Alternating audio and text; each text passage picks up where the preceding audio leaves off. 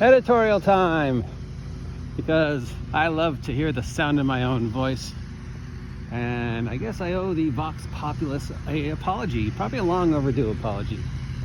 Yesterday I responded to a couple posts I saw where people were bagging on Critical Role, and it's not the first time I've seen supposed fans bag on Critical Role, and it's usually because something happened on the show.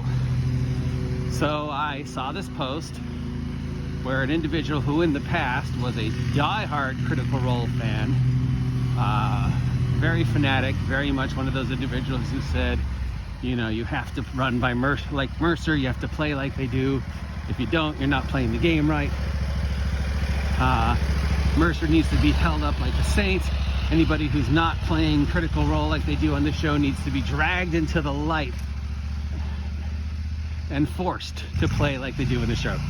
Which of course is impossible, because the only people that can play like they do on Critical Role is the people in Critical Role.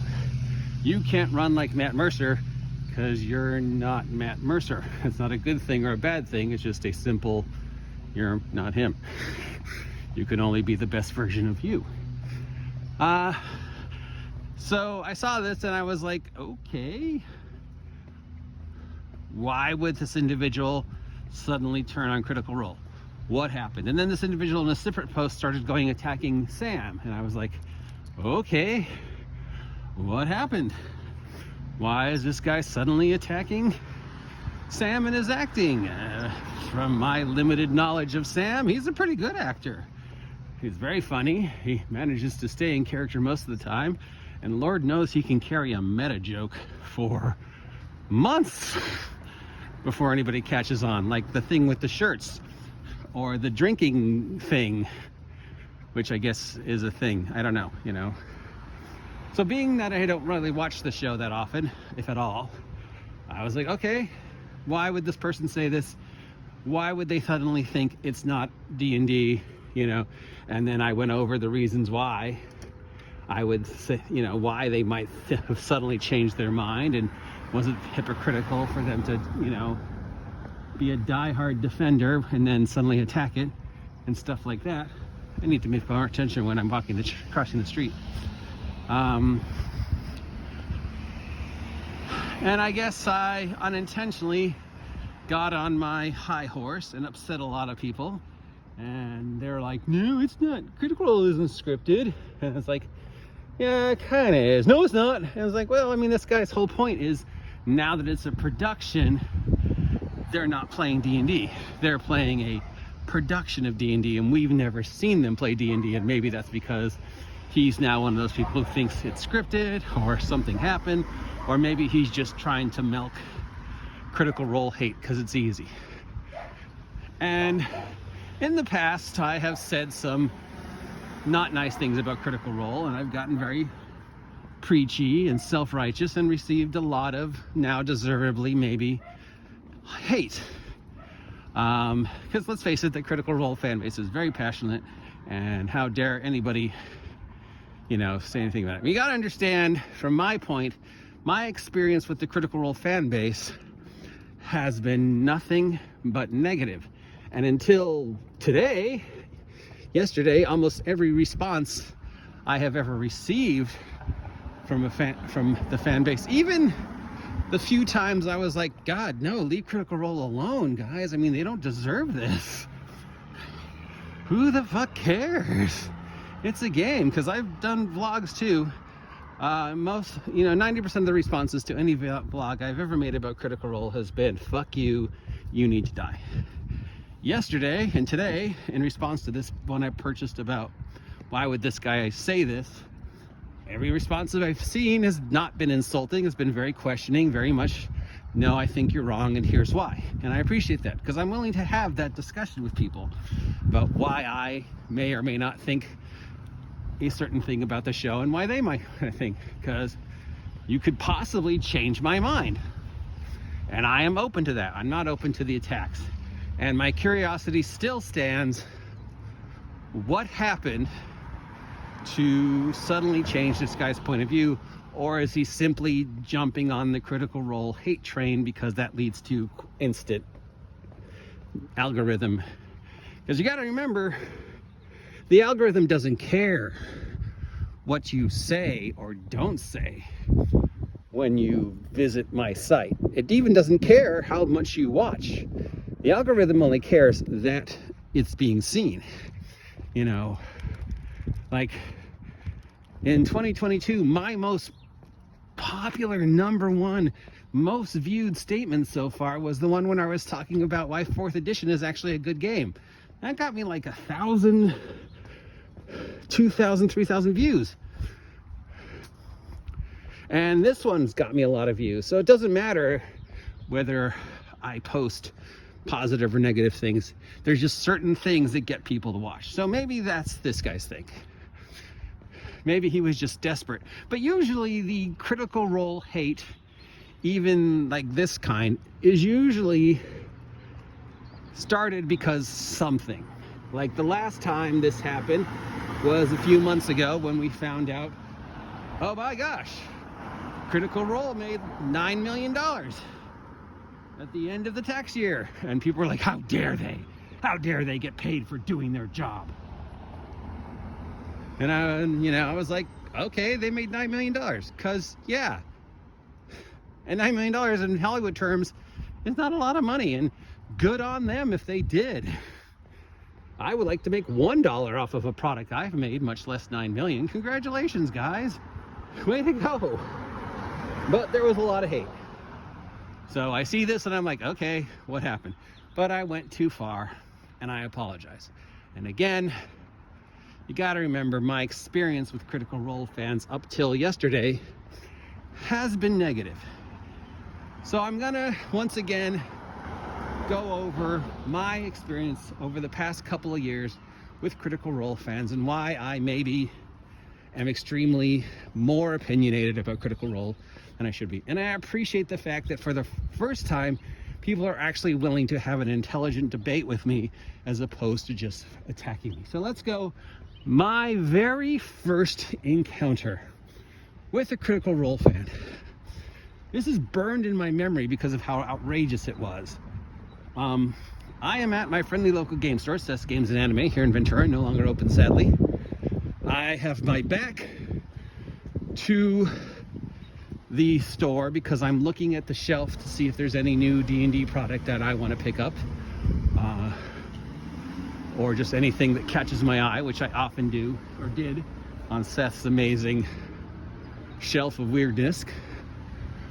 This guy, I want to say his name was Jesse, but I'm not 100% sure, comes up behind me and says, hey, I hear you're running a game tonight. I'm like, yeah.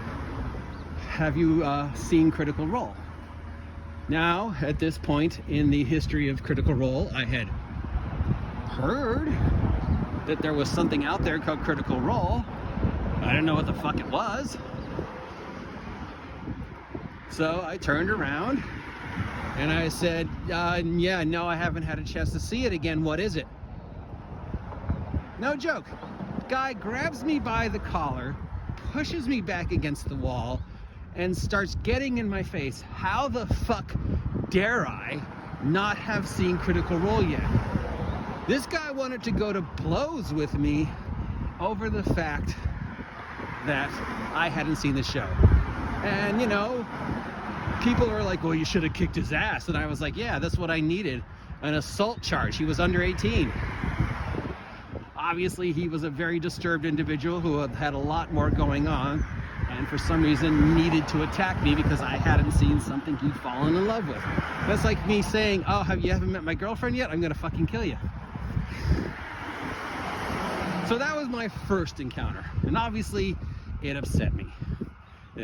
Yes, the individual was dealt with. Yes, there was some legal stuff, but it was under 18 and yeah, whatever. That's not an appointment. Second encounter. So, okay, what is this Critical Role thing? I'll look it up. Oh, it's on YouTube. Oh, it's a Let's Play, like Acquisitions Incorporated, and I hit it with an axe and Harmon Quest. I'll watch it. So I watched it. And I watched it with a friend of mine. John. And at the end of John, at the end of that episode, I was like, I don't see me represented at the table. And he's like, yeah, this is one of the reasons I can't get into it. I don't really feel like I'm represented at that table. And I was like, okay, yeah. So I went home and I posted a vlog. And on that vlog, I said, well, I don't really feel like I was represented at the table. I don't really feel like it was addressing me, but I'm not the target audience, and that's okay. I get it that, this is a different era. D&D is different. 5e is different. People are different. And I'm not the target audience. The target audience is a different demographic, and that's fine. Because I was fine with the fact that I was not the target audience and I didn't feel represented by what I saw on the show. And oh my God, the hates, the threats, the death threats, the threats of physical violence I received simply because I said, it's not my thing. That's like me saying, yeah, I'm not going to eat this broccoli because it's not my thing. And you stabbing me with a knife. How dare you not eat my broccoli? Okay, that's my second encounter. My third encounter with a Critical Role fan happened 2 weeks later. And again, I'm at my friendly local game store, CES Games in Anime, and there's two kids having an argument about D&D and Critical Role. And basically, kid number one is, you need to be just like Matt Mercer. You need to run just like that. You need to play just like that. You need to be just like them. If you're not playing D&D the way they're playing D&D, you're playing D&D wrong, which we've heard a lot, okay? If you don't play D&D like Critical Role, you're playing D&D wrong. And the other kid was just like, pretty much, no. I'm not really going to do that. I don't even really know what you're talking about. And the first kid punches him. Again, cops had to be, now maybe CES Games Anime was just cursed, but an argument over playstyle resulted in a fist fight because kid A felt so passionate about what Critical Role is and how we need to play like Critical Role, and if you don't, and this kid's like, yeah, no, I don't, and bam, he gets punched. Obviously, parents were called, cops were called, legal things, they're both banned from sets, blah-de-blah-de-blah-de. But it happened. Okay, so those three stand out in my mind, and this is the first 2 weeks of my awareness of the show. Flash forward 2 years ago. 2 years ago, I posted something about Critical Role. I don't even remember what it was because the responses got so ugly, I took it down. But basically, I think it was responding to the fact that people had suddenly turned on Critical Role fan base because something had happened in the show and now everybody was angry at them. I don't remember if this was Molly's death or something else, or I don't remember, but there was something that happened in the show that suddenly the fan base was like, fuck you, how dare you? And I was like, chill out. I mean, it must be really, really hard for these people to even continue doing this when you guys respond like this if they do something wrong. You've just placed them too high on a pedestal. I feel bad for them. So I got a lot of hate from that. But then I got one, and this guy kept posting and posting, how he was going to tell people that I kidnap women, rape and kill them because I was not a fan of the Critical Role fan base, and I found fault in the Critical Role fan base's response. This guy was going to call the police, he threatened, and tell them I was going to the beach. This is back when I still said where I lived. Kidnapping women, taking them back to my apartment and killing them. And he posted this like 3 or 4 times that he was going to do this. He even DM'd me and said, I'm going to do this to you because you talked smack about Critical Role. Now, I've had a lot of other negative interactions with Critical Role fans before that, but that one was like, wow. And then just last year, I read about somebody beating up somebody else because Critical Role. And I read about a girl who killed herself because Critical Role was her therapy, but it wasn't doing the job. And because Critical Role wasn't helping her deal with her issues, she killed herself. Not, you know what, lady, that's not Critical Role's job, and even Mercer has said so. You should have gone to see a therapist. So, and when I posted the response to the Critical Role made $9 million thing, where I was like, so fuck what? Congratulations. Of course they made $9 million. Are you surprised? Why are you surprised they made that much money? I actually thought they'd made more money than $9 million. And $9 million in Hollywood money is not that lot of money, but people are upset. And then people are upset that I posted that. So now I see this post yesterday. You have never seen Critical Role play D&D, not even once. Sam Riegel is a horrible actor. He doesn't ever play anything but himself. And my response was, why? Why is this guy suddenly saying this when a year ago this was one of the guys attacking me? What happened? So again, I ask, what happened? Now, does this mean going forward I'm going to be more positive about Critical Role and Critical Role fans based upon the responses I got from today? Yes, I am way more willing to give Critical Role another chance and have intelligent discussions with the Critical Role fan base. I am also going to call out fans when they attack, the show. And at this point, my opinion of the show is, God, leave them alone. I mean, God forbid they take a break. Let's say, I don't know, what's his name? Travis, the big guy. He's doing a show and he gets hurt on set and he can't stream for a month because, I don't know, I don't want to wish anything harm on him. So, he sprained an ankle or something ridiculous, and for that he can't do the show for a month, or he's in another country.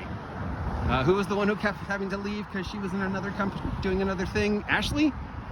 Was it Ashley? Yeah, Ashley had to keep leaving a lot because of her work. So let's say something happens, or Laura has another baby, or Marissa has a baby, and they're like, well, okay, we're going to take a couple months off because we want to be with our baby. God forbid. I am scared to death of the kind of responses they might get from the fan base. Now, the fan base could say, good on you. We 100% support you. We love you guys. We will still be here when you get back. Meanwhile, we can just watch repeats.